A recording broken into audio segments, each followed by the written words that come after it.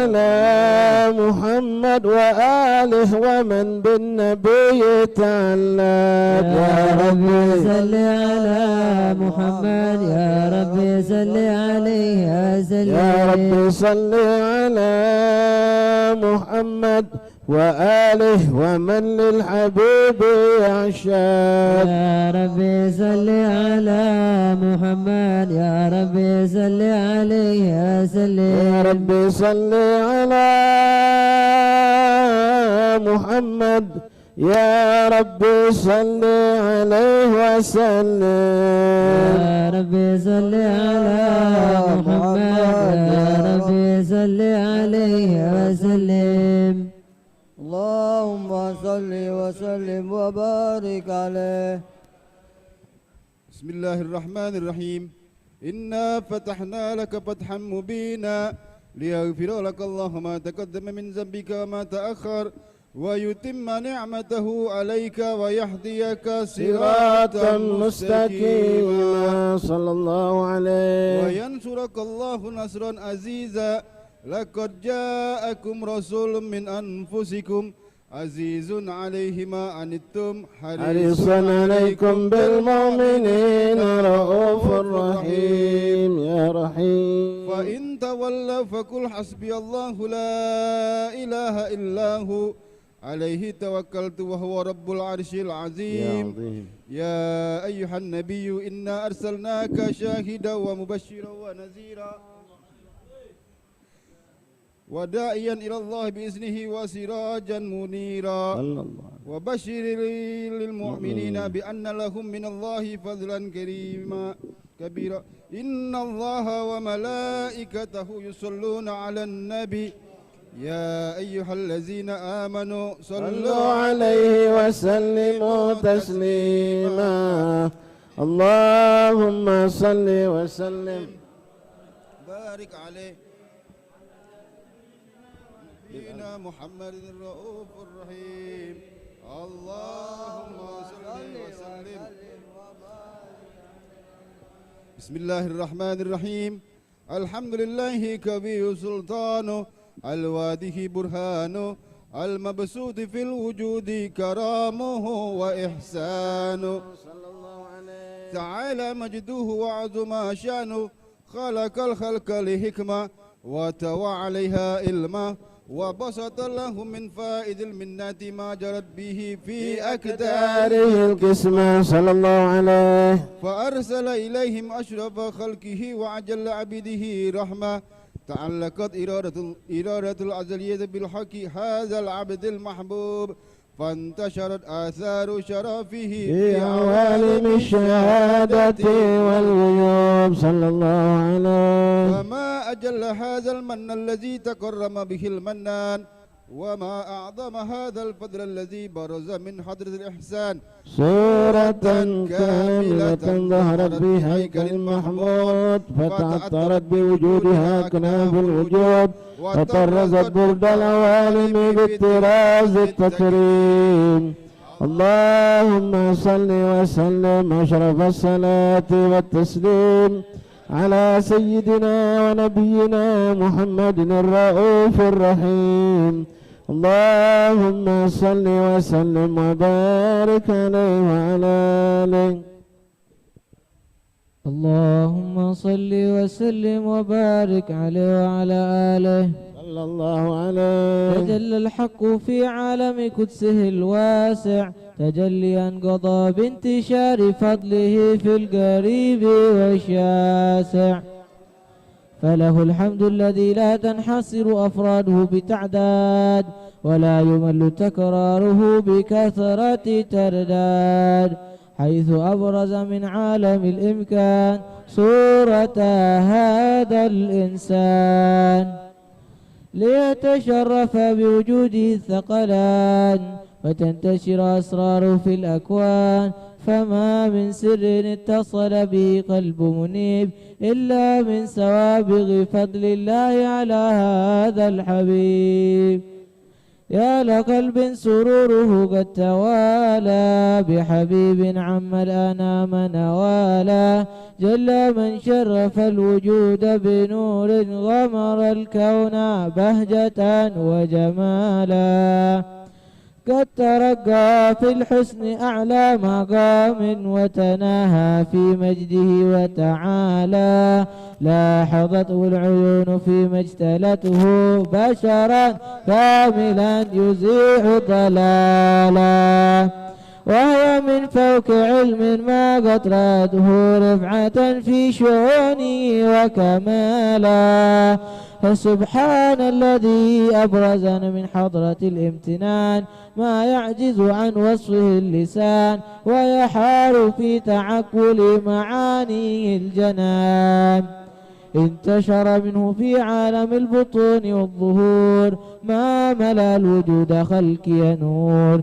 فتبارك الله من إله كريم بشرتنا آياته في الذكر الحكيم ببشارة لقد جاءكم رسول من أنفسكم عزيز عليه ما عنتم حريص عليكم بالمؤمنين رؤوف رحيم فمن فاجأته هذه البشارة وتلقى بقلب سليم فقد هدي إلى صراط مستقيم اللهم صل وسلم أشرف الصلاة والتسليم على سيدنا ونبينا محمد الرؤوف الرحيم اللهم صل وسلم وبارك عليه اللهم صل وسلم وبارك عليه وعلى آله وأشهد أن لا إله إلا الله وحده لا شريك له شهادة تعرب بها اللسان عما تضمنه الجنان من التصديق بها والإذعان صلى الله عليه تثبت بها في الصدور من الإيمان قواعد وتلوه على أهل اليقين من سر ذلك الإذعان وتصديق شواهد صلى الله عليه وأشهد أن سيدنا محمدا العبد الصادق في قوله وفعله والمبلغ عن الله ما أمره بتبليغه لخلقه من فرده ونفله صلى الله عليه عبد أرسله الله للعالمين بشيرا ونذيرا فبلغ الرسالة وأدى الأمانة وهدى الله به من الأمة بشرا كثيرا صلى الله عليه فكان في ظلمة الجهل للمستبشرين سراجا وقمرا منيرا فما أعظمها من منة تكرم الله بها على البشر وما أوسعها من نعمة انتشر سرها في البحر والبر صلى الله عليه اللهم صل وسلم بأجل الصلوات وأجمعها وأزكى التهيات وأوساعها على هذا العبد الذي وفى بحق العبودية وبرز فيها في خلعة الكمال وقام بحق ربوبيته في مواتن الخدمة لله وأقبل عليه غاية الإقبال صلى الله عليه صلاة يتصل بها الروح المصلي عليه به فينبسط في قلبه نور سر تعلقه به وحبه ويكتب بها بعناية الله في حزبه وعلى آله وصحبه الذين ارتقوا صهوة المجد بكربه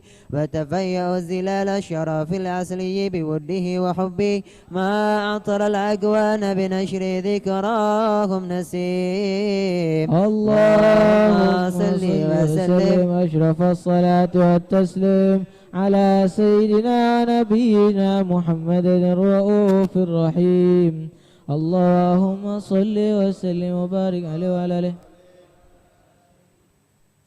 اللهم صل وسلم وبارك عليه وعلى آله وصحبه وعليه أما بعد فلما تعلقت إرادة الله في العلم القديم بظهور أسرار تخصيص للبشر الكريم صلى الله عليه. بالتقديم والتكريم نفذت القدرة الباهرة بالنعمة الواسعة والمنة الغامرة صلى الله عليه. فانفلقت بيضة التصويد في العالم المترك الكبير عن جمال مشهود بالعين صلى الله عليه. حاول وصف الكمال المترك وحسن التام والزين، فتنقل ذلك الجمال الميمون في الأسلاب الكريمة والبطون، فما من صلب ضم إلا وتمت عليه من الله النعمة صلى الله عليه. فهو القمر التام الذي يتنقل ببروجه في بروجه ليتشرف به موطن استقراره وموضع خروجه. صلى الله وقد عليه. قضت الأقدار الأزلية بما قضت،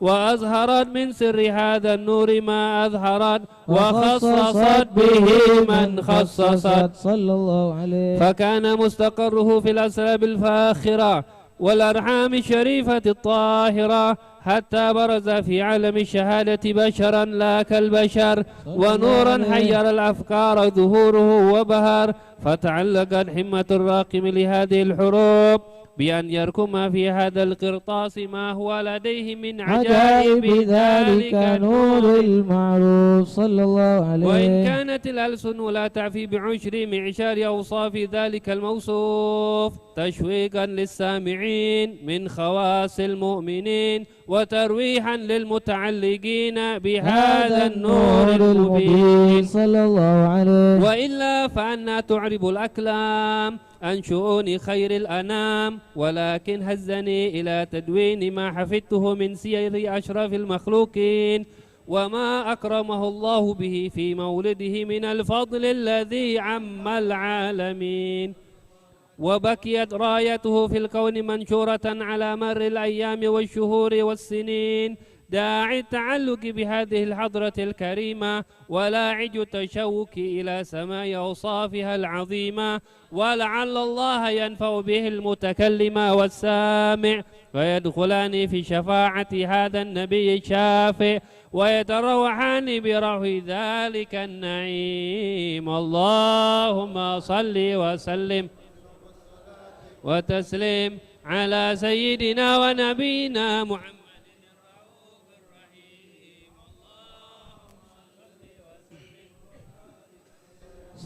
صلوات الله تغشى أشرف الرسل الطائب وتأم على جمعان ما بدا نور الكواكب.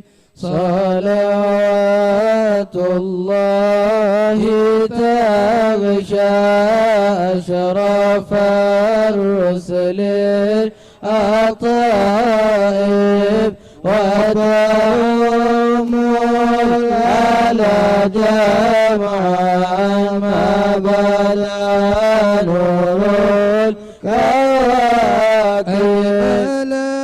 السعد علينا والهنا من كل جانب، فلنا البشرى بسعد جاءنا من خير واهب. صلاة الله تغشى أشرف الرسل الطيب وتأم على جمعا ما بدا نور الكواكب.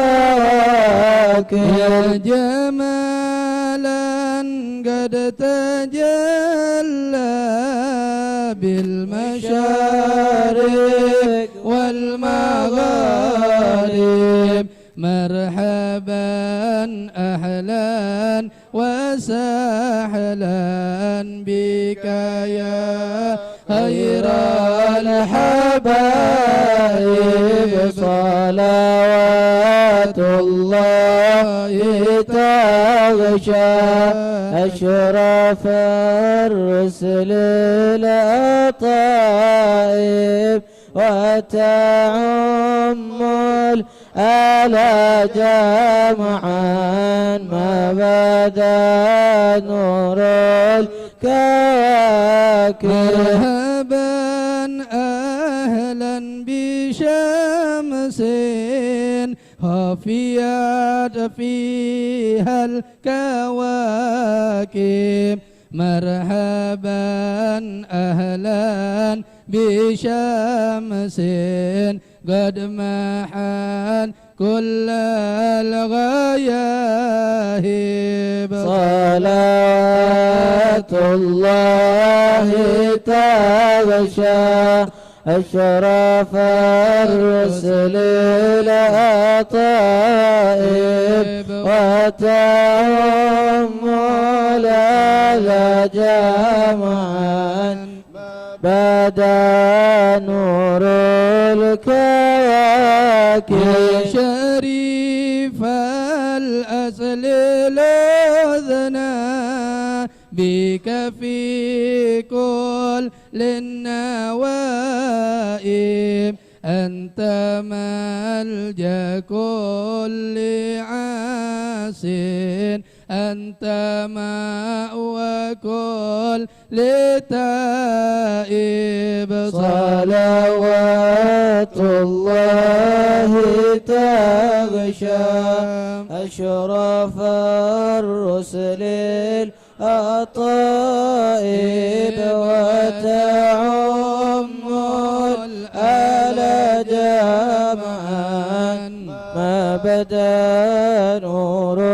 الكواكب جئت من أصل أصيل هل في أعلى الذوائب من قصي ولؤي بذيح المجنب غالب صلوات الله تغشى أشرف الرسل الأطائب وتعم الآلا جمعا ما بدا نور الكواكب من صفنا بك من أهل المشارب فلرب الحمد حمدا جل أن يحسيه حاسب صلوات الله تغشى أشرف الرسل الأطائب وتعم الآلا جمعا ما بدا نور الكواكب وله شكر على ما قد حبانا من مواهب يا كريما يا رحيما جد وعن جلب المطالب صلوات الله تغشى أشرف الرسل الأطائب وتعم الآلا جمعا ما بدا نور الكواكب توجه نحو بابك ما رجا من ذاك خائب واغفر ذنب عبد قد أتى نحوك تائب صلوات الله تغشى شرف الرسل الأطائب وتعم الآل جمعا ما بدا نور الكواكب. اللهم صل وسلم وبارك عليه وعلى آله. اللهم صل وسلم وبارك عليه وعلى آله.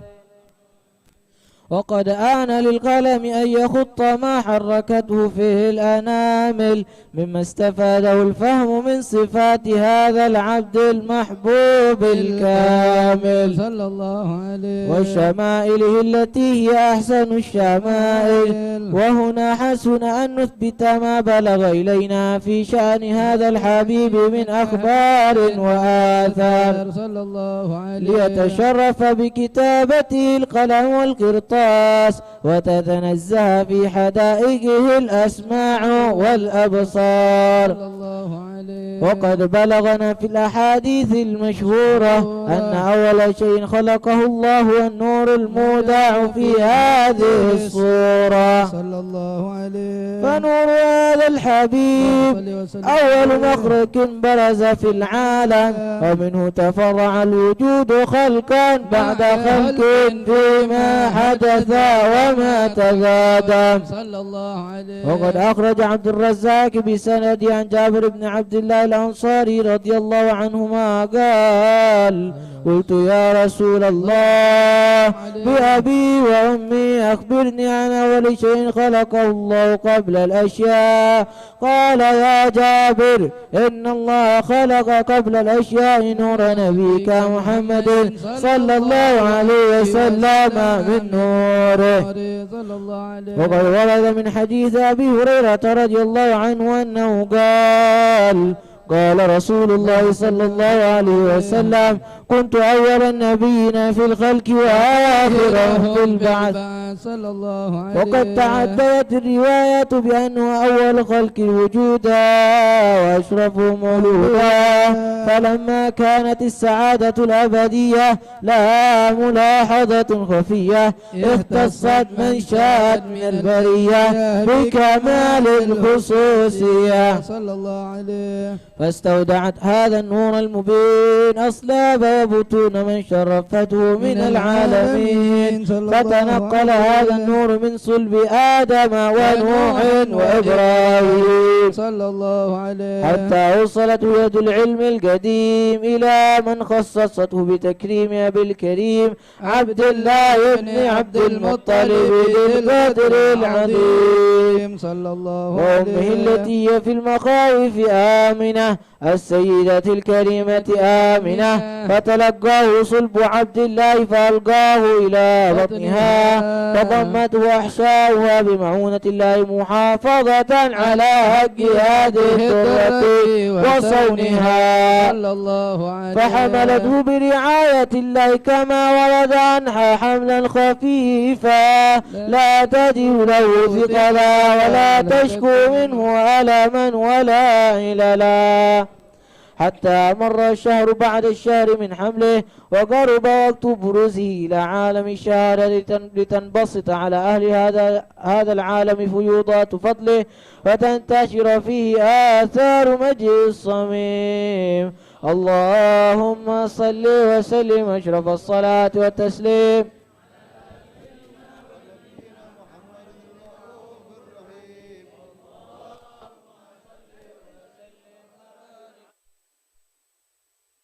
اللهم صل وسلم وبارك عليه وعلى آله. ومنذ على قربه هذه الدرة المكنونة والجوهرة المسونة والكون كله يصبي ويمسي في سرور وابتهان. بقرب ظهور إشراك هذا السراد، والعيون متشوفة إلى بروزه، متشوقة إلى التقاط جواهر كنوزه. وكل دابة لقريش نطقت بفصيح العبارة، معلنة بكمال البشارة. وما من حامل حملت في ذلك العام إلا أتت في حملها بغلام من بركات وسعادة هذا الإمام صلى الله عليه. ولم تزل الأرض والسماوات متضمخة بعطر الفرح بملاقاة الأشرف البريات وبروزه من عالم الخفاء إلى عالم الزهور بعد تنقله في البطون والزهور. فأظهر الله في الوجود بهجة التكريم، وبسط في العالم الكبير مائدة التشريف والتعظيم ببروز هذا البشر الكريم. اللهم صل وسلم أشرف الصلاة والتسليم على سيدنا ونبينا محمد الرؤوف الرحيم. اللهم صل وسلم وبارك عليه وعلى آله وصحبه. اللهم صل وسلم وبارك عليه وعلى آله. فحين قرب أوان ودي هذا الحبيب أعلنت السماوات والأرضون ومن فيهن بالترحيب صلى الله عليه. وأمطار الجود الإلهي على أهل الوجود تثت، وألسنة الملائكة بالتبشير للعالمين تعيد. سبحان الله الحمد لله ولا إله إلا الله الله أكبر. سبحان الله والحمد لله ولا إله إلا الله والله أكبر. سبحان الله والحمد لله ولا إله إلا الله الله أكبر. والقدرة كشفت قناع هذا المستور ليبرز نوره كاملا في عالم الزهور، نورا فاق كل نور. صلى الله عليه. وأنفذ الحق حكما على من اعتمى الله عليه النعمة من خواص الأمة أن يحضر عند وده الأمة تأنيسا لجنابها المسعود ومشاركة لها في هذا السمات الممدود. صلى الله عليه. فحضرت بتوفيق الله سيدة مريم وسيدة آسيا، ومعهما من الحور العين من قسم الله له من الشرف بالقسمة الوافية. صلى الله عليه. فأتى الوقت الذي رتب الله على حضوره وجود هذا المولود، فانفلق صبح الكمال من النور عن عمود، وبرز الحامد المحمود مذعنا لله بالتعظيم والسجود. صلى الله عليه وسلم. صلى الله على محمد. يا ربي صل يا نبي سلام عليك، يا رسول سلام عليك، الله يا حبيب سلام عليك، صلوات الله عليك، يا نبي سلام عليك، يا رسول سلام عليك، يا حبيب سلام عليك، صلوات الله عليك. أشرك الكون ابتهاجا بوجود المصطفى أحمد وليا للكون أنس وسرور قد تجدد. الله يا نبي سلام عليك، يا رسول سلام عليك، يا حبيب سلام عليك، صلوات الله عليك. فاضربوا يا أهل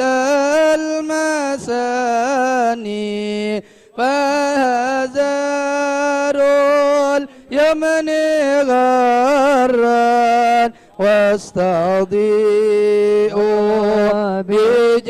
بجمال فاق في الحسن تفرر يا نبي سلام عليك يا رسول سلام عليك يا حبيب سلام عليك صلوات الله عليك ولنا البشرى بسعد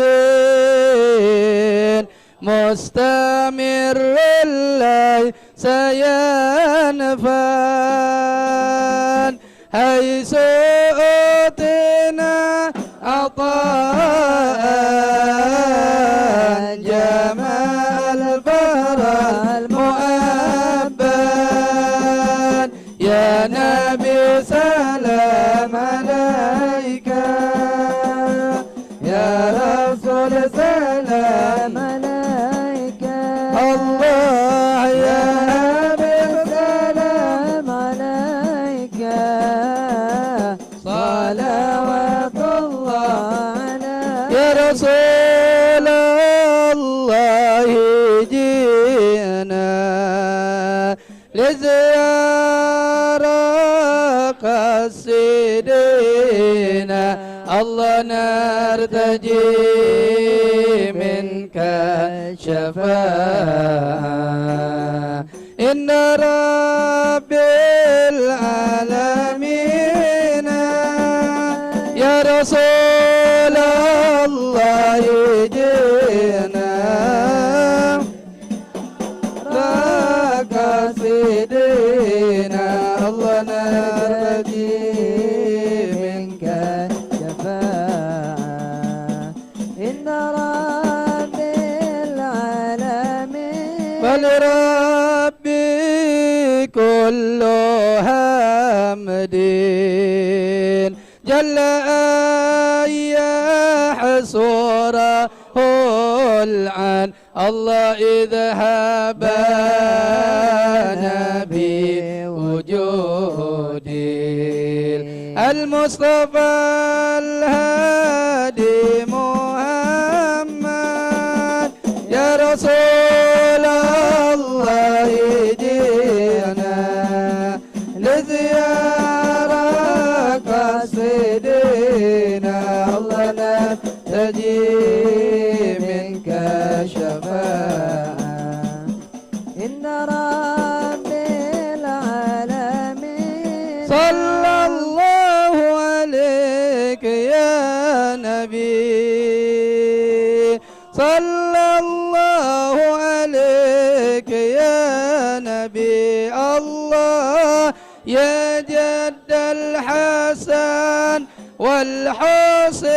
والحسين صلى الله عليك يا نبي صلى الله عليك يا نبي صلى الله عليك يا نبي الله يا جد الحسن والحسين صلى الله عليك يا نبي يا رسول الله أهلا الله بك النبي كان سعد الله وبجاهه يا إلهي جد وبلغ كل مقصد صلى الله عليه يا نبي صلى الله عليك يا نبي الله يا جد الحسن والحسين صلى الله عليه يا نبي يلا اغفر لي ذنوبي واجعل الجنة إلى لي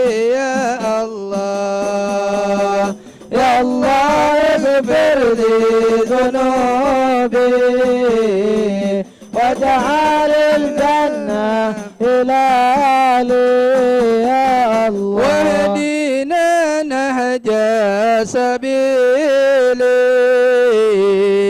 كي به نسعد ونرجد يا الله يا الله اغفر لي ذنوبي واجعل الجنة هلالي يا الله. صلى الله على زين الوجود من ساقا طيبا وخيا في ذرودي صلى الله على زين الوجود من سكن طيبة وخيا في ذروري. ربي بلغنا بجاهه في جواره خير مقعد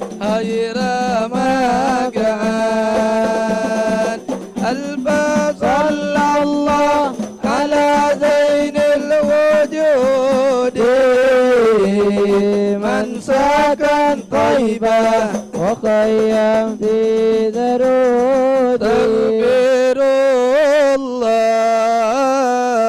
رب البرايا أستغفر الله من الخطايا أستغفر الله رب البرايا أستغفر الله من الخطايا. وصلاة الله تغشى أسرف الرد لمحمد أستغفر الله رب البرايا أستغفر الله من الخطايا. وسلام مستمر كل حين يتجدد استغفر الله رب البرايا استغفر الله من الخطايا. صلى الله على محمد يا مولاي صلى الله عليه وسلم يا الله صلى الله على محمد يا مولاي صلى الله عليه وسلم يا الله صلى الله على محمد يا مولاي يا رب صل عليه وسلم يا الله صلى الله على محمد يا مولاي يا رب صل عليه وسلم يا الله اللهم صل وسلم وبارك عليه وعلى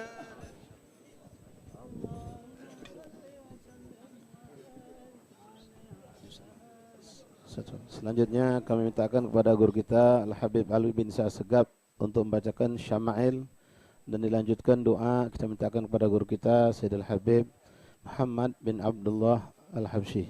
Fa'alaihimat tafadhal mashkura. Sallu ala Muhammad. Bismillahirrahmanirrahim. اللهم صل وسلم أشرف الصلاة وتسليم على سيدنا ونبينا محمد الرؤوف الرحيم. اللهم صل وسلم وبارك عليه وعلى آله. ولقد اتصف صلى الله عليه وسلم من محاسن الأخلاق بما تضيق عن كتابته بطون الأوراق. كان صلى الله عليه وسلم أحسن الناس خلقا وخلقا وأولهم إلى مكارم الأخلاق سبقا وأوسعهم بالمؤمنين حلما وربقا برا رؤوفا لا يقول ولا يفعل إلا له الخلق السهل واللبد المحتوي على المعنى الجدل. إذا دعاه المسكين أجابه إجابة معجلة، وهو الأب الشفيق الرحيم لليتيم والأرملة، وله مع سهولة أخلاقه الهيبة القوية التي ترتعد منها فرائس الأقوياء من البرية. ومن نشر طيبه تعطرت الطرق والمنازل، وبعرف ذكره تطيبت المجالس. وهو صلى الله عليه وسلم جامع الصفات الكمالية والمنفرد في خلقه وخلقه بأشرف خصوصية. فما من خلق في البرية محمود إلا وهو متلقا عن أجملت بوصف الحبيب وشأنه، وله الأولى في مجده ومكانه. أوصاف عز قد تعالى مجدها أخذت على نجم السها بإنانه.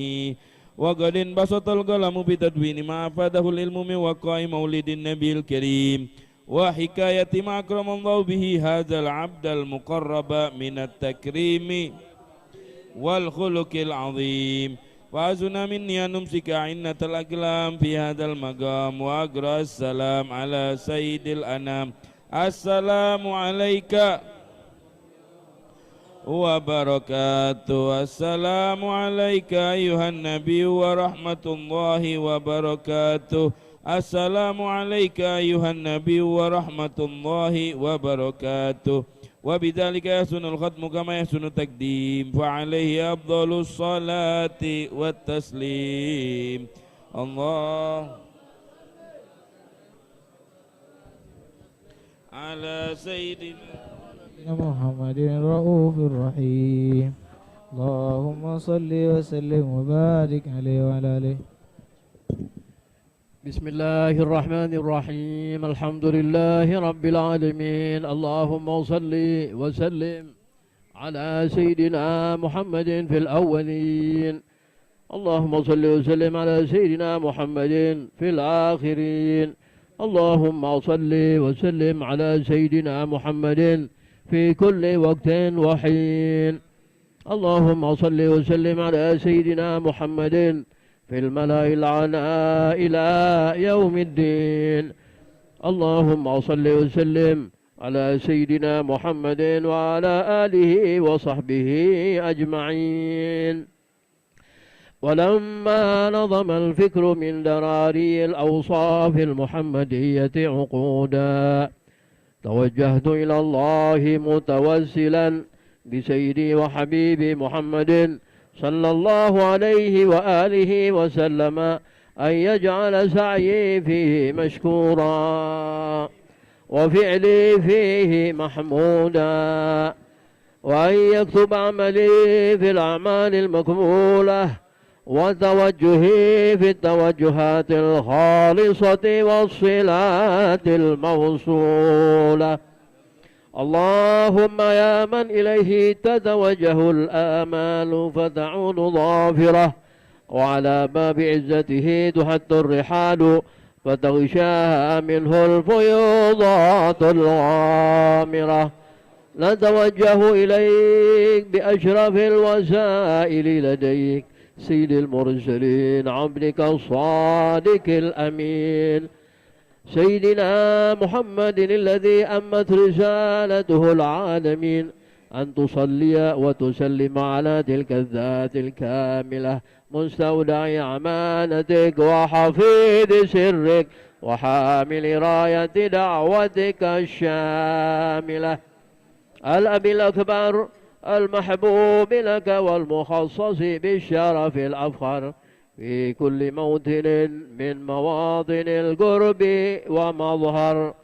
قاسم إمدادك في عبادك وساكي كؤوس إرشادك لأهل ودادك سيد الكونين وأشرف الثقلين على عبد المحبوب الخالص المخصوص منك بأجل الخصائص اللهم صل وسلم عليه وعلى آله وأصحابه وأهل حضرة اقترابه من أحبابه اللهم إنا نقدم إليك جاه هذا النبي الكريم ونتوسل إليك بشرف مقامه العظيم أن تلاحظنا في حركاتنا وسكناتنا بعين عنايتك وأن تحفظنا في جميع أثوارنا وتقلباتنا بجميل رعايتك وحصين وقايتك وأن تبلغنا من شرف القرب إليك وإلى هذا الحبيب غاية آمالنا وتتقبل منا ما تحركنا فيه من نياتنا وأعمالنا وتجعلنا في حضرة هذا الحبيب من الحاضرين وفي طرائق اتباعه من السالكين ولحقك وحقه من المؤدين ولأهلك من الحافظين اللهم إنا لنا أطمعا في رحمتك الخاصة فلا تحرمنا وظنونا جميلة هي وسيلتنا إليك فلا تخيبنا آمنا بك وبرسولك وما جاء به من الدين وتوجهنا به إليك مستشفعين أن تقابل المذنب منا بالغفران والمسيء والسائل والمعمل بما أمل وأن تجعلنا ممن نصر هذا الحبيب ووازره ووالاه وظاهره وأم ببركته وشريف وجهته أولادنا ووالدينا وأهل قدرنا ووادينا وجميع المسلمين والمسلمات والمؤمنين والمؤمنات في جميع الجهاد وأهل راية الدين القويم في جميع الأقطار منشورة ومعالم الإسلام والإيمان بأهلها معمورة واكشف اللهم كربة المكروبين واقض إلينا المدينين واغفر للمذنبين وتقبل توبة التائبين وانشر رحمتك على عبادك المؤمنين أجمعين واكفي شر المعتدين والظالمين وابسط العدل بولاد الحق في جميع النواحي والأقطار وأيدهم بتأييد من عندك ونصر على المعاندين من المنافقين والكفار واجعلنا يا رب في الحسن الحصين من جميع البلايا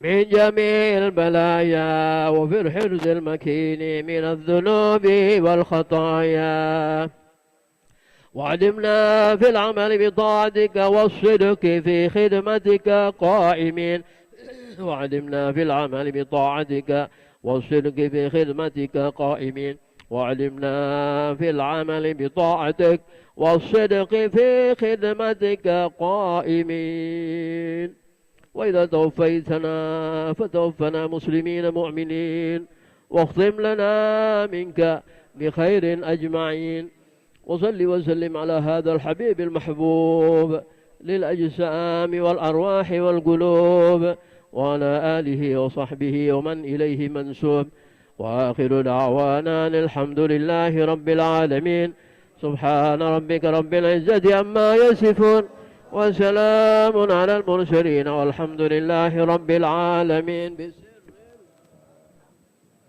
قبل وإلى الفاتحة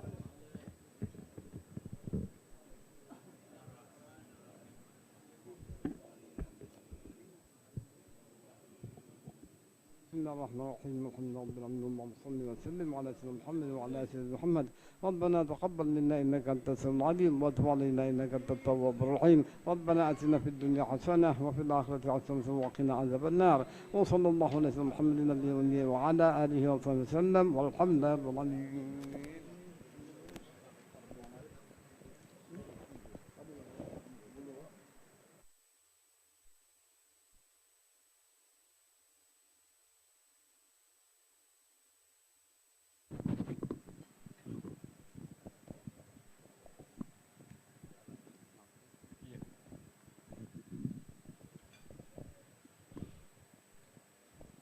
Bismillahirrahmanirrahim. Ma'asyiral habaib, ma'asyiral asatidz, ma'asyiral aba, ikhwan, jamaah majlis Maulid Rasul sallallahu alaihi wasallam. Rahimani rahimakumullah. Assalamualaikum warahmatullahi wabarakatuh.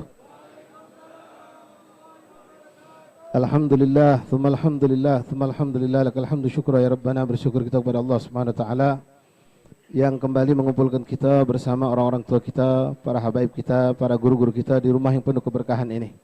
Rumah yang pernah ditinggali oleh seorang wali min awliyaillah, seorang yang kita yakini kedekatannya kepada Allah yang penuh dengan keberkahan, Al-Habib Muhammad bin Muhsin Asgab, atau lebih akrab kita panggil dengan Habib Ci Waspada.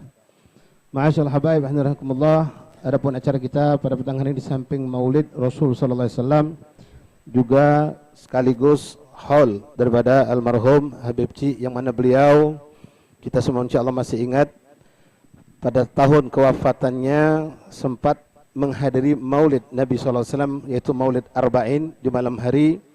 Setelah itu beberapa hari kemudian beliau sakit dan sempat di rumah sakit kurang lebih dari 1 minggu, dan di akhir Rabiul Awal beliau diwafatkan Allah dengan mencapai umur kurang lebih 94 tahun. Umur yang sangat berkah.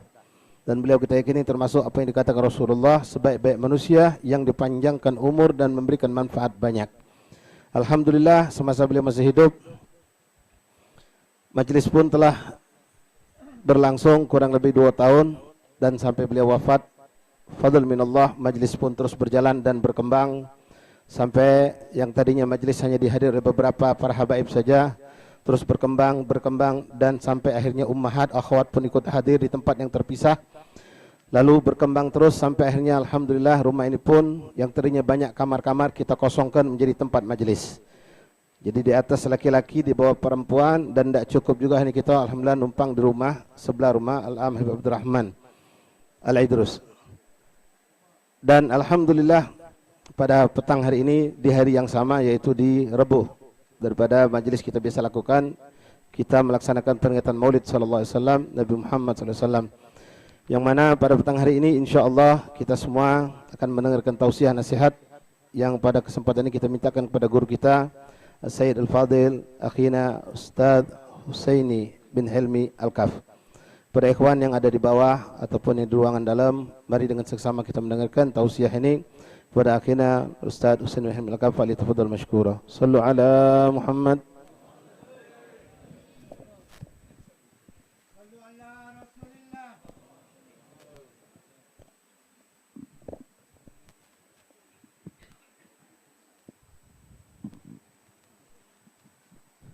Assalamualaikum warahmatullahi ta'ala wabarakatuh. Bismillahirrahmanirrahim. Alhamdulillahi rabbil alamin. Alhamdulillahilladzi hadana lihada wa ma kunna linahtadiya laula an hadana Allah. Ashhadu an la ilaha illallah wahdahu la syarika lah, wa ashhadu anna sayyidana wa nabiyyana Muhammadan abduhu wa rasuluhu la nabiyya ba'dah. Allahumma salli wa sallim wa karrim wa syarrib wa azzim ala sayyidina wa maulana Muhammadin salatan wa salaman takunu bihima fid dunya ziyaratahu wa fil akhirati syafa'atahu wa fil jannati ru'yatahu wa murafaqatahu birahmatika ya arhamar rahimin. Allahumma salli wa sallim wa karrim wa syarrib wa azim ala sayyidina maulana Muhammadin salatan takunu likulli usrin yusran wa likulli hammin farajan ولكل داء دواء ولكل سقم شفاء وعلى آله وصحبه وبارك وسلم سبحانك لا علم لنا إلا ما علمتنا إنك أنت العليم الحكيم رب اشرح لي صدري ويسر لي أمري واحلل عقدة من lisani yafqahu qawli. Alhamdulillah, pertama-tama kita panjatkan puji dan syukur kepada Allah Subhanahu wa taala yang telah memberikan hidayah petunjuk kepada kita sehingga kita masih diperkenankan oleh Allah, dikehendaki oleh Allah untuk duduk kumpul di tempat-tempat yang mulia, di tempat-tempat yang akan membuat kita mendapatkan pengampunan daripada Allah Subhanahu wa taala, di tempat-tempat yang insya Allah akan menjadi saksi nanti di hari akhirat bahwasanya semasa kita di dunia kita pernah duduk di tempat-tempat yang dimuliakan Allah Subhanahu wa taala. Tempat-tempat yang penyebab turun rahmatnya Allah. Bahkan sering kita dengarkan daripada perkataan inda zikri salihin tanzilur rahmah, ketika mengingat orang-orang yang soleh, orang-orang yang dekat dengan Allah Subhanahu wa taala akan turun rahmat Allah. Apalagi kita duduk kumpul mengingat orang yang menyebabkan orang soleh menjadi soleh, orang yang menyebabkan orang dekat dengan Allah Subhanahu wa taala. Nabi Muhammad bin Abdullah sallallahu alaihi wasallam sudah jelas tempat ini akan turun rahmat kasih sayangnya Allah Subhanahu wa taala. Salawat teriringkan salam kita haturkan kepada junjungan agung kita Nabi Muhammad bin Abdullah sallallahu alaihi wasallam. Mudah-mudahan dengan berkah kita selalu membaca salawat, Allah jadikan yang sulit jadi mudah, yang penuh yang Allah jadikan penyakit diberikan kesembuhan oleh Allah Subhanahu wa taala, dan berkah salawat atas Nabi Muhammad sallallahu alaihi wasallam kita berharap semua nanti di hari kiamat kita bisa duduk dekat dengan Nabi Muhammad, berjumpa dengan Nabi Muhammad dan masuk surga bareng Nabi Muhammad sallallahu alaihi wasallam. Para habaib yang dimuliakan oleh Allah Subhanahu wa taala, para asatizah yang dimuliakan oleh Allah Subhanahu wa taala, pada hari ini alhamdulillah banyak kita duduk dengan mereka Al-Habib Al-Ustad Umar Abdul Aziz bin Abdul Rahman Al-Bin Shahab, Al-Habib Al-Ustad Muhammad bin Abdullah Al-Habshi, para syiban Al-Habib Ali bin Abdullah Al-Bin Hamid, Al-Habib Abu Bakar bin Abdullah Al-Kaf, Al-Habib Syekh Al-Bin Shahab, Al-Habib Ja'far Al-Haddad, Walid Al-Habib Helmi Al-Kaf, Al-Habib Abdullah Al-Haddad, Al-Habib Syekh, Al-Habib Syekhon dan yang lain-lainnya yang tidak bisa saya sebutkan satu persatu. Ada Ustaz Alwi bin Isa Asgab dan yang lain-lainnya yang tidak bisa saya sebutkan satu persatu. Wabil khusus guru kita bersama Hina Fillah Al-Habib Muhammad Syukri bin Ali Al-Bin Shahab. Mudah-mudahan kita doakan mereka dipanjangkan umur oleh Allah Subhanahu wa taala, selalu memberikan nazar kepada kita sekalian sehingga nazar tersebut bersambung dari orang-orang yang pernah melihat mereka terus sampai kepada Nabi Muhammad. Ya bahad man ra'ahum aw ra'a man qad ra'ahum, sungguh beruntung orang-orang yang melihat mereka dan juga melihat orang yang telah melihat mereka. Sekarang alhamdulillah tadi akhina fillah Al-Ustaz Al-Habib Syukri Muhammad Syukri bin Ali Al-Bishab mengatakan kita duduk di tempat orang yang wali min auliyaillah, orang soleh yang kita semua alhamdulillah pernah menjumpainya, dan mungkin sebagian kita mendapatkan ijazah dari beliau daripada wiritan-wiritan, amalan-amalan yang mungkin beliau dapatkan dari guru-guru beliau. Salah satu yang saya tahu ini Habib Muhammad bin Muhsin Asgab, beliau dekat dengan Habib Ahmad bin Hamid Al-Kaf. Bahkan beliau mendapat ijazah Dalailul Khairat yang beliau ceritakan dengan saya terkhusus, dan juga alhamdulillah sempat mengambil ijazah dari beliau bersambung ke Habib Ahmad bin Hamid Al-Kaf. Ini hani'an lana, satu keberuntungan buat kita pernah bertemu dengan orang-orang yang bertemu dengan wali-walinya Allah, dan tidak lupa pasti mereka akan bertemu juga dengan Nabi Muhammad sallallahu alaihi wasallam. Para hadirin yang dimuliakan oleh Allah Subhanahu wa taala, kumpul kita di sini tadi yang dikatakan untuk memperingati hari lahirnya Nabi Muhammad. Ini bukti, insya Allah bukti bahwasanya kita memuliakan Nabi Muhammad. Walaupun Nabi Muhammad tidak butuh dengan pemuliaan kita. Nabi Muhammad sudah mulia. Nabi Muhammad tidak butuh dengan pemuliaan kita. Nabi Muhammad sudah mulia. Bahkan kita yang memuliakan Nabi Muhammad akan jadi mulia. Kita tahu Nabiuna Adam alaihissalam, Abul Bashar, meminta pengampunan kepada Allah dengan berkah nama Nabi Muhammad sallallahu alaihi wasallam.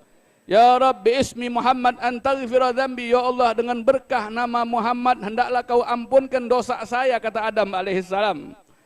Nabi Allah bertanya sama Adam alaihissalam, dari mana kamu tahu wahai Adam alaihissalam nama Muhammad? Belum saya ciptakan, bahkan saya ciptakan dari keturunan engkau wahai Muhammad, wahai Adam, kata Allah Subhanahu wa taala. Apa kata Adam alaihissalam, ketika engkau ciptakan saya ya Allah, saya angkat kepala saya ke arsy dan saya melihat di tiang-tiang arsy tertulis kalimah la ilaha illallah Muhammadur Rasulullah. Dan saya berkeyakinan, kata Adam alaihissalam, tidaklah nama kamu, nama engkau wahai Allah, kau gandengkan dengan nama manusia makhlukmu, terkecuali ini makhlukmu, ini hambamu adalah makhluk manusia yang paling kau cintai. Benar kata Allah Subhanahu wa taala. Naam ya Adam, laulahu ma khalaqtuka. Kalau bukan sabab aku mau ciptakan Muhammad sallallahu alaihi wasallam, aku tidak akan ciptakan kamu wahai Adam alaihissalam. Dan kalau seandainya kamu wahai Adam meminta ampun kepada saya Allah, untuk saya ampunkan dosa-dosa kamu dan dosa semua orang yang ada di alam dunia ini, berkah nama Muhammad saya akan ampunkan dosa kamu dan dosa semua orang yang ada di alam semesta ini. Berkah siapa? Berkah nama Muhammad sallallahu alaihi wasallam.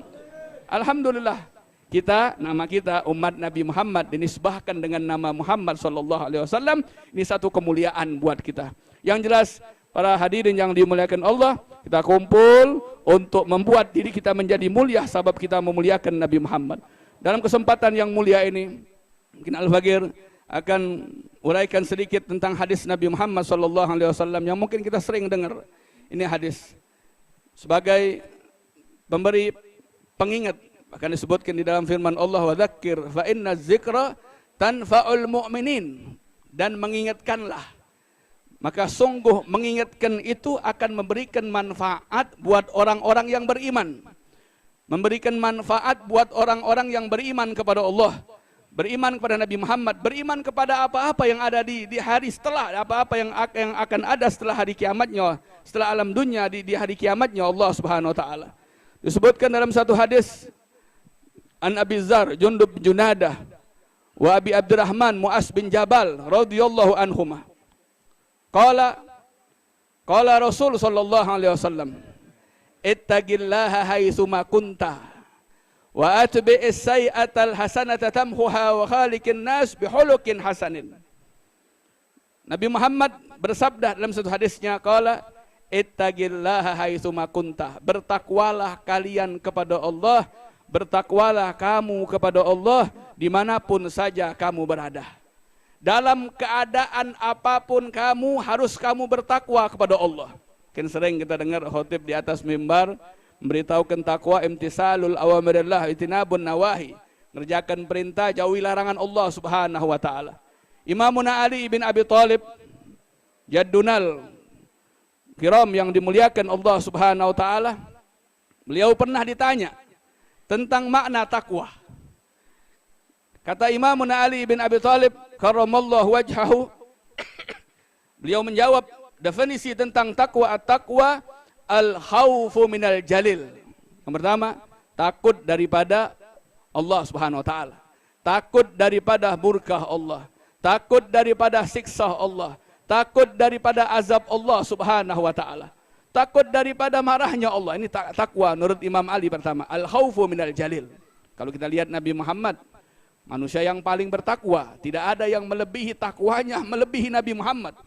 Bahkan yang saya tahu, salah satu ayat yang sering kita dengar, inna akramakum indallahi atqakum, sesungguhnya kalian yang paling mulia adalah kalian yang paling bertakwa kepada Allah. Ini bisa dikatakan Nabi Muhammad sallallahu alaihi wasallam. Nabi Muhammad adalah manusia yang paling bertakwa. Tidak ada melebihi daripada takwanya Nabi Muhammad sallallahu alaihi wasallam.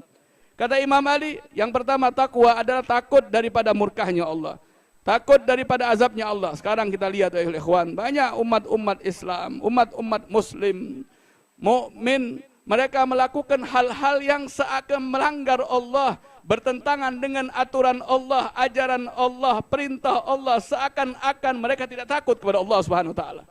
Bahkan naudzubillah min dzalik, hal-hal yang mungkin tidak diperbolehkan, bisa dikatakan haram atau dosa, Sebab mereka sering lakukan seakan-akan ini perbuatan tidak berdosa atau perbuatan yang diperbolehkan. Naudzubillah min dzalik. Kenapa? Karena tidak ada takutnya kepada Allah Subhanahu wa taala. Yakin dengan seyakin-yakinnya, bohong kalau ada orang mengaku dekat dengan Allah tapi dia tidak takut kepada Allah Subhanahu wa taala. Bohong kalau orang mengaku orang yang kenal kepada Allah tapi dia tidak takut kepada Allah Subhanahu wa taala. Makanya kita harus ada rasa takut kepada Allah. Sehingga rasa takut ini akan menjauhkan kita dari hal-hal yang tidak disukai oleh Allah Subhanahu wa taala. Lalu yang kedua apa kata Imam Ali? Wal amalu bitanzil, mengamalkan, mengerjakan dengan apa yang telah diturunkan oleh Allah, yang telah diwahyukan oleh Allah melalui Nabi sallallahu alaihi wasallam. Melalui Nabi Muhammad, apa yang diturunkan oleh Nabi Muhammad harus kita ikuti. Apa yang diajarkan Nabi Muhammad harus kita ikuti. Jangan kita keluar dari ajaran yang diajarkan Nabi Muhammad. Wa ma atakumul rasul fahuduh wa ma nahakum anhu fantahu. Apa yang didatangkan, dibawa, diajarkan oleh Nabi Muhammad ambil. Apa yang dilarang oleh Nabi Muhammad, jauhkan diri kita daripada yang dilarang oleh Nabi Muhammad semampu kita. Harus kita lakukan itu semua. Biar supaya kenapa tadi? Biar supaya kita menjadi orang yang bertakwa kepada Allah, dekat dengan Allah. Wal amalu bitanzil, mengamalkan dengan apa yang diturunkan oleh Allah. Kepada siapa? Kepada Nabi Muhammad. Makanya tidak ada jalan, ada ulama mengatakan bermakna tidak ada jalan, semua jalan tertutup. Terkecuali jalannya Nabi Muhammad SAW selalu terbuka. Tidak ada jalan yang bisa menyampaikan kita kepada Allah melainkan jalan Nabi Muhammad SAW. Tidak ada juga mungkin orang akan bisa dekat dengan Allah tanpa melalui jalan Nabi Muhammad SAW. Makanya kita terkhusus di bulan Maulid ini kita usahakan gimana caranya agar kita selalu ikut dengan Nabi Muhammad. Jangan kita keluar dari ajaran Nabi Muhammad. Sekarang kita lihat akhir zaman, naudzubillah min dzalik. Banyak ada sekelompok sebagian orang mau menjauhkan kita dari Nabi Muhammad. Mau menjauhkan kita dari ajaran Nabi Muhammad. Mungkin sunnah-sunnah Nabi Muhammad, cara-cara Nabi Muhammad. Benci Arab, benci Gomis, benci yang lain-lainnya. Kita yakin, dengan seyakin-yakinnya, apabila orang jauh dari Nabi Muhammad, pasti jauh dari Allah. Bahkan ada ukurannya. Kita bisa ukur diri kita ini dekat sama Allah atau tidak. Kita semua bisa mengukur diri kita. Ukurannya apa? Apabila kita dekat dengan Nabi Muhammad, selalu ingat Nabi Muhammad. Ya mungkin selalu sering baca solawat dengan Nabi Muhammad. Selalu membasahi lidah kita menyebut Nabi Muhammad. Selalu ingat Nabi Muhammad. Selalu mungkin membayangkan Nabi Muhammad. Mungkin kita ngerjakan sunnah-sunnah, adab-adab Nabi Muhammad. Tidur, sebelum tidur kita ambil wudhu. Banyak adab-adab Nabi Muhammad. Insya Allah kita adalah orang yang dekat dengan Nabi Muhammad. Tapi kalau kita jauh dari ajaran Nabi Muhammad, berarti kita juga jauh dari Nabi Muhammad. Ukurannya seperti itu. Kita jauh dari Nabi Muhammad, ya jelas kita jauh daripada Allah Subhanahu wa taala. Wal amal bitanzil, mengerjakan apa yang diturunkan oleh Allah melalui Nabi Muhammad. Lalu yang ketiga apa kata Imam Ali? Wal qanaatu bil qalil. Al qanaah, merasa cukup, merasa puas, merasa bersyukur, berterima kasih dengan pemberian yang Allah berikan kepada kita. Wal qanaah. Ini qanaah ini perlu itu ya. Ikna bil qalil ya'ti kal katsir. Merasa cukuplah kamu dengan yang sedikit, akan datang yang banyak dengan engkau. Bisa dikatakan orang yang apabila dia qanaah, dia akan selalu merasa punya, merasa kaya. Walaupun mungkin kelihatannya sedikit. Ada orang yang kelihatannya banyak, berhubung dia tidak punya qanaah, tamak, selalu sedikit terus. Ini sekarang banyak sudah hilang. Sifat qanaah ini sudah hilang.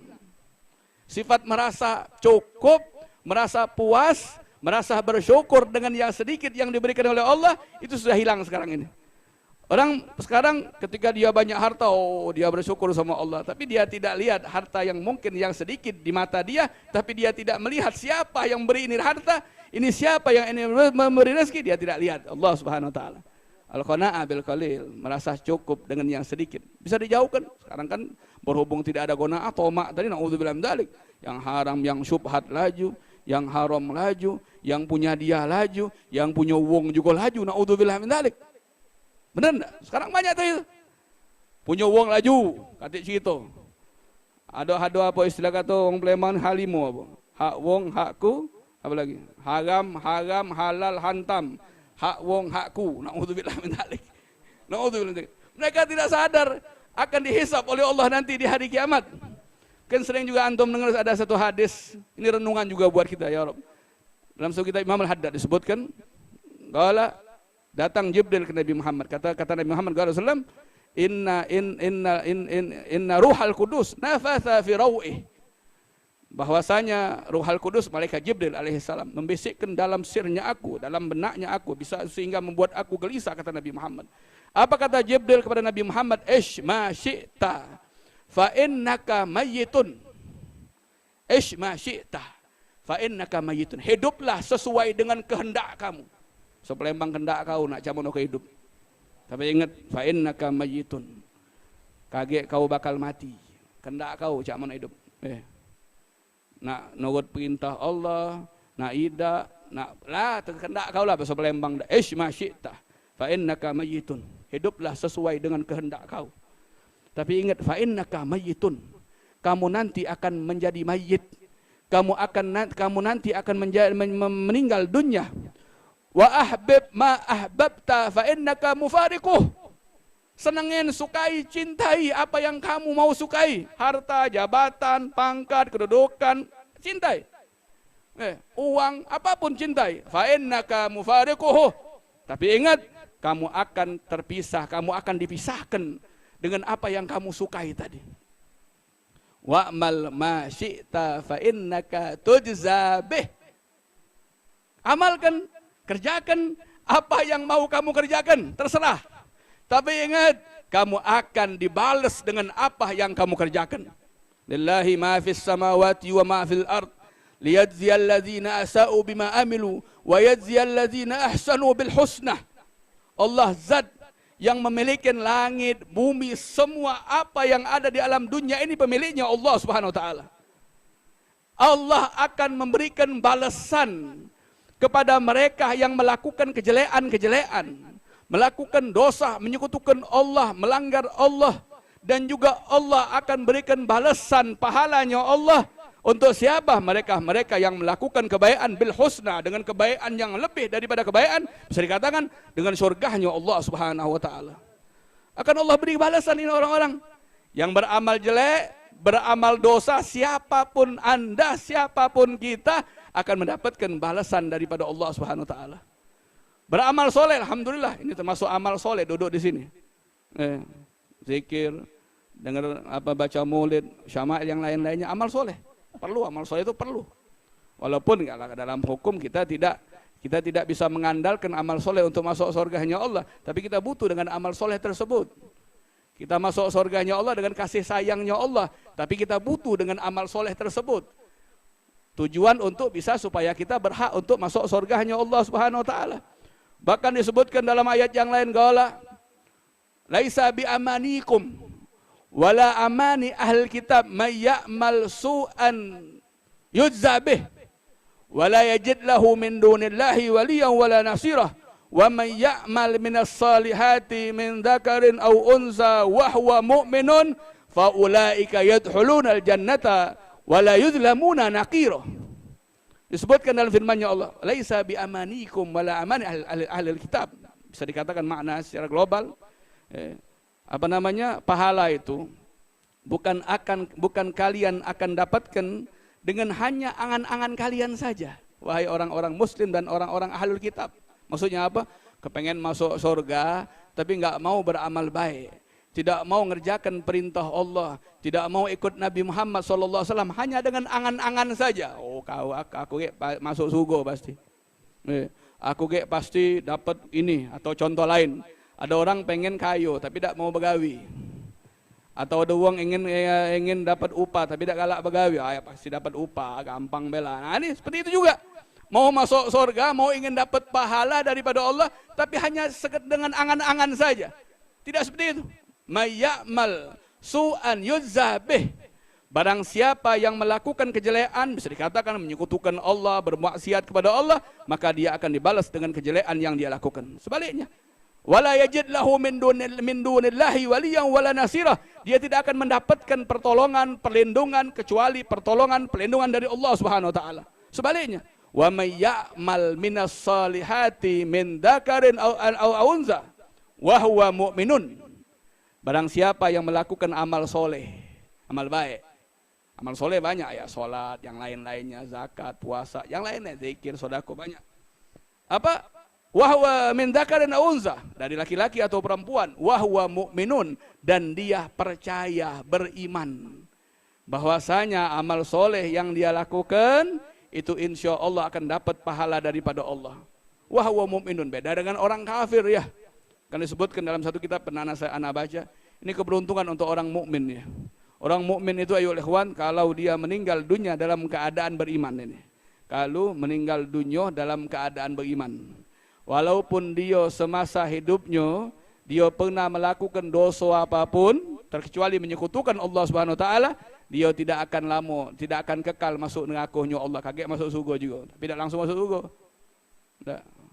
Kalau dia meninggal dalam keadaan beriman.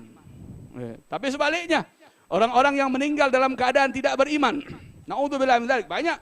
Sekarang banyak, walaupun zohirnya, casingnya muslim, mungkin mukmin, tapi dia keluar dari Islam tanpa dia sadari. Tidak percaya sama Nabi Muhammad, menghinakan ajaran Nabi Muhammad, tidak percaya sama Quran. Dia katakan tidak boleh kamu katakan Islam itu agama yang paling benar.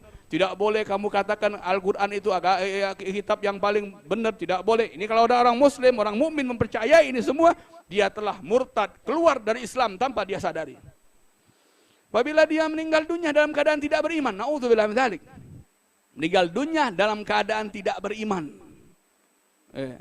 Walaupun semasa dia di dunia telah melakukan perbuatan apapun telah dia lakukan, maka dia akan kekal selama-lamanya dalam api neraka Allah Subhanahu wa taala. Sebab kenapa?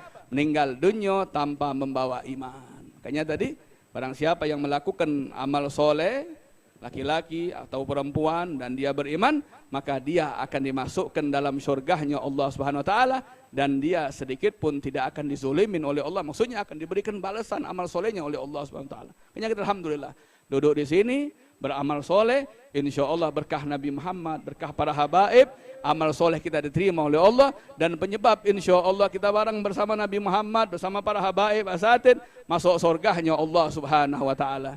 Lalu yang ketiga, yang keempat, apa kata Imam Ali? Wal amalu wal qanal biqalil. Yang keempat, wal istidadu liyaumir rahil. Al istidad, mempersiapkan diri untuk menjumpai hari yang kita akan nartahil, berpindah, pergi dari dunia ke alam selanjutnya. Dari dunia ke alam barzah. Barzah itu bukan tempat, sering kan diomongkan kalau nguburkan kan, kita tempat peristirahatan yang terakhir, belum. Itu tempat yang peristirahatan yang menuju untuk akhirat. Kalau sago kamu itu enggak. Nah, jadi istidad untuk menjumpai hari yang kita akan berpindah, hari kiamatnya, hari-hari kematian maksudnya. Amal apa yang kita persiapkan? Amal apa? Amal solehkah? Amal tidak solehkah? Amal jelekkah? Amal jahatkah? Atau amal baikkah yang kita siapkan? Maka persiapkan diri kita. Lalu yang tadi hadis, sambungan hadis tadi, ittaqillah haitsu ma kunta, bertakwalah kalian kepada Allah dimanapun saja berada. Susah, senang, lagi sendirian, lagi rame-rame, dimanapun takwa sama Allah. Yang kedua, wa atbi'is sayyi'atal hasanata tamhuha, ikutin perbuatan jelek dengan perbuatan baik, maka perbuatan baik tadi akan menghapus perbuatan jelek. Maksudnya apa? Ketika kita melakukan kesalahan, cepat-cepat mohon ampun sama Allah, cepat-cepat bertaubat sama Allah, cepat-cepat melakukan kebaikan yang lain. Mudah-mudahan dengan kita beristighfar, taubat, amal soleh, maka perbuatan jelek kita akan dihapuskan oleh Allah. Yang terakhir kata Nabi Muhammad, wa khaliqin nas bihulukin hasanin, dan berakhlaklah terhadap manusia dengan akhlak yang baik. Ini akhlak perlu sekarang, perlu terkhusus sekarang ini. Akhlak kita kepada, ya bisa dikatakan kepada adab kita kepada Allah, kepada Rasul, kepada Quran, kepada yang lain-lainnya. Akhlak perlu sekali. Sekarang krisis akhlak yang baik. Padahal Nabi Muhammad telah memberitahukan, pernah Nabi Muhammad ditanya, su'ilan Nabi SAW, an aktsari ma yadkhulun nasul jannah. Nabi Muhammad ditanya, kalau Nabi Muhammad sudah jelas, adabani Rabbi fa ahsana ta'dibi, Allah yang langsung mengajarkan adab, mengajarkan akhlak sama Nabi Muhammad dengan sebaik-baiknya adab, dengan sebaik-baiknya akhlak. Apa kata Nabi Muhammad? Nabi Muhammad ditanya, tentang perihal perbuatan apa atau amal apa yang paling banyak bisa memasukkan orang ke dalam surganya Allah Subhanahu wa taala, kata Nabi Muhammad, taqwallahu husnul khuluq, bertakwa kepada Allah dan berakhlak yang baik. Berakhlak yang baik, berbudi pekerti yang baik, beradab yang baik kepada ya terkhusus orang tua, mungkin orang yang lebih tua dari kita. Bahkan orang yang lebih lebih mulia dari kita, ini perlu akhlak. Nah, akhlak kalau kita lihat Nabi Muhammad, tidak usah dengan orang kafir, tidak usah dengan orang muslim, dengan orang kafir saja Nabi Muhammad berakhlak. Nenek tua kafirah, tidak beriman pada Nabi Muhammad, sering dikasih Nabi Muhammad makan, nyaci Nabi Muhammad, wahai fulan, wahai pemuda, ini di kota kita ini ada orang ngaku Muhammad, ngaku Nabi, macam-macam itu. Nabi Muhammad tidak marah. Dikatakan oleh itu nenek tua, sampai kita sudah tahu semua cerita, sampai ke zaman Abu Bakar Siddiq itu masuk Islam, itu orang nenek tua, sebab Nabi Muhammad, akhlaknya Nabi Muhammad. Jadi penting akhlak, adab penting. Imamuna Ali bin Abi Thalib, adab, bahkan dikatakan juga oleh Habib Alwi bin Muhammad bin Tawil al-Haddad, tentang memberitahukan tentang adatnya salaf, adatnya salafun as-salih. Ini adatnya salaf itu, mereka selalu mengedepankan orang-orang atau mendahulukan orang-orang yang lebih tua ketika berjalan. Nah, ini adab. Adab Nabi Muhammad kan kalau kita berjalan, wong tua depan kita di belakang dia. Kecuali kalau emang dia tuh dipeloi, tidak apa-apa lah, kulihal, ustad atau kiai, guru tua ala kulihan tidak apa-apa, guru kita ala kulihan tidak apa-apa. Tapi kalau secara globalnya, orang yang lebih tua itu harus kita kedepankan, dahulukan ketika berjalan. Kata Habib Alwi tadi, adatnya salaf yang pertama selalu mengedepankan orang-orang yang lebih tua saat berjalan. Selalu mengedepankan mereka ketika duduk di satu majlis. Sekarang alhamdulillah, ini adat Palembang, Masya Allah. Siban galau. Siban galau duduk di depan. Mandang gaya siban. Bukan siban mandang kayak gitu. Kecuali kalau kita ngajar ala kulihal. Ustadz atau kita roisul majlis ala kulihal. Nah, yang ketiga apa? Fitarti bil Fatihah. Ngedepankan kepada saat bacaan Fatihah. Alhamdulillah, Palembang Masya Allah. Fatihah terakhir Al-Fatihah, mungkin Ustadz terakhir Al-Fatihah, Habib Ali bin Hamid. Ini adat Masya Allah. Bahkan Al-Habib Ahmad bin Hasan At-Tos, beliau katakan dalam salah satu perkataannya, daripada adatnya orang-orang terdahulu, daripada adatnya salaf juga, mereka tidak mengedepankan orang-orang yang lebih muda atas orang-orang yang lebih tua, terkecuali dalam 3 hal. Yang pertama, fil imama idza kana ahlan. Orang-orang adat salaf dulu, adab orang-orang soleh terdahulu, mereka tidak mengedepankan, tidak mendahulukan, atau tidak memajukan anak-anak yang lebih muda atas orang-orang yang lebih tua, terkecuali dalam tiga perkara. Yang pertama, imam, jadi imam. Kalau mereka emang berhak, ustadz, ulama, faham dia tentang sholat, kedepankan. Wong tua mundur tidak apa-apa, karena dia berhak. Idza kana ahlan, pantas berhak jadi imam tadi. Yang kedua apa? Fitadris, ketika ngajar. Tidak apa-apa didepankan. Fil fatwa, ketika ngasih fatwa. Tidak apa-apa. Jangan wong-wong yang tidak paham ngasih fatwa, kacau balau. Itu 3 perkara. Ini adatnya salaf, orang-orang terdahulu. Jadi yang jelas akhlak penting sekali. Imamuna Ali bin Abi Thalib, karamallahu wajhahu, pernah suatu waktu Imam Ali bin Abi Thalib, beliau mau sholat subuh bersama Nabi Muhammad. Bergegas buru-buru mau ikut sholat subuh bersama Nabi Muhammad. Ketika berjalan, di depan beliau ada seorang laki-laki tua, ada wong tua berjalan depan Imamuna Ali, jalannya sakinah wal waqar, tenang, lambat. Nah, wong tua namanya enggak? Ini Imam Ali tidak mendahului ini orang tua.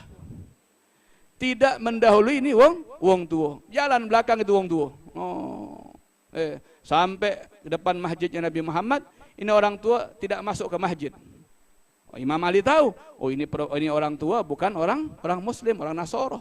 Akhirnya Imam Ali masuk ke masjid, Imam Ali mendapati Nabi Muhammad lagi rukuk dalam sholatnya.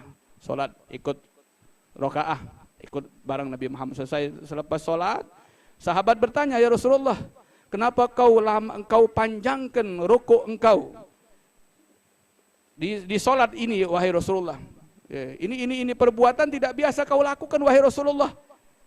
Kata Nabi Muhammad, ketika saya rukuk, tadi Jibril datang, meletakkan sayapnya di atas punggung saya, sehingga saya lama rukuk katanya. Selepas Jibril mengangkat sayapnya, saya angkat kepala saya dari rukuk. Ditanya oleh sahabat, kenapa ya Rasulullah? Kenapa Jibril melakukan seperti itu? Tidak tahu, kata Nabi Muhammad. Tidak tahu, kata Nabi Muhammad. Tidak tahu, kata Nabi Muhammad. Akhirnya, ala kulli hal, datang Jibril alaihissalam.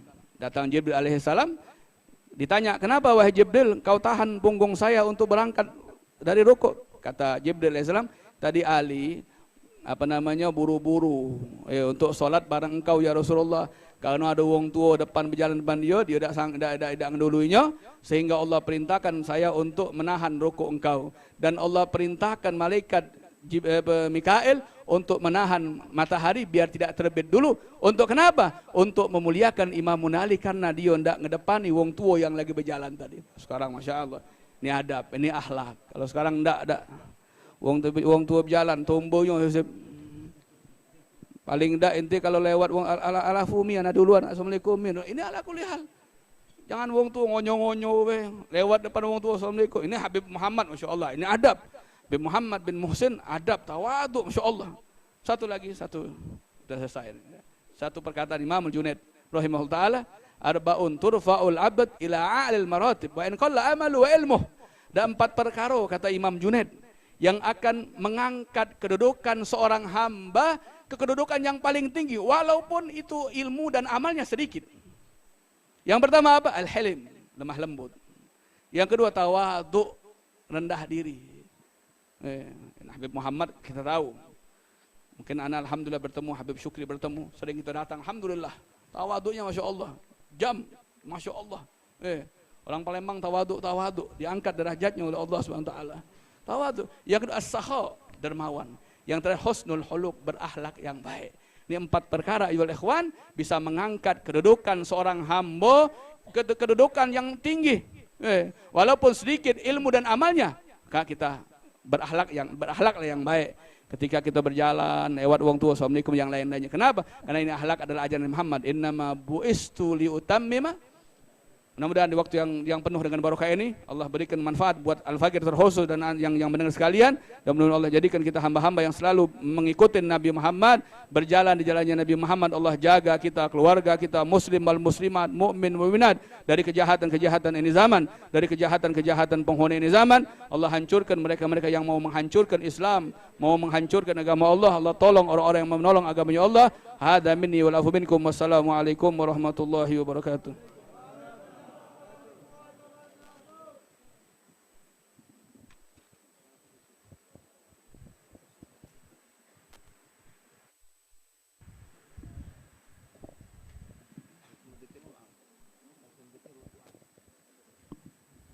قال رسول الله صلى الله عليه وسلم أفضل ما قلت أنا والنبيون من قبلي لا إله إلا الله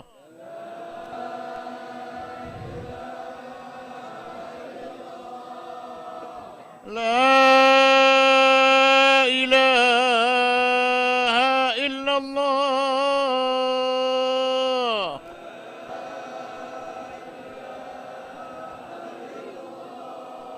محمد رسول الله صلى الله عليه وسلم كلمة حق عليها نحيا وعليها نموت وعليها نبعث إن شاء الله من الآمنين اللهم اجعل جمعنا هذا جمعا مرحوما وتفرقنا من بعده تفرقا معصوما ولا تجعل فينا ولا معنا شقيا ولا محروما ولا مطرودا برحمتك يا أرحم الراحمين يا أرحم الراحمين يا أرحم الراحمين وصلى الله على سيدنا محمد وعلى آله وصحبه وسلم الحمد لله رب العالمين. Ma'asyarul habaib hadirin rahimakumullah, dengan selesai doa penutup dan talqin kita ini maka selesai acara kita. Kami mewakili keluarga besar daripada Sahibuddar Al-Habib Muhammad bin Muhsin Segaf, terutama Al-Am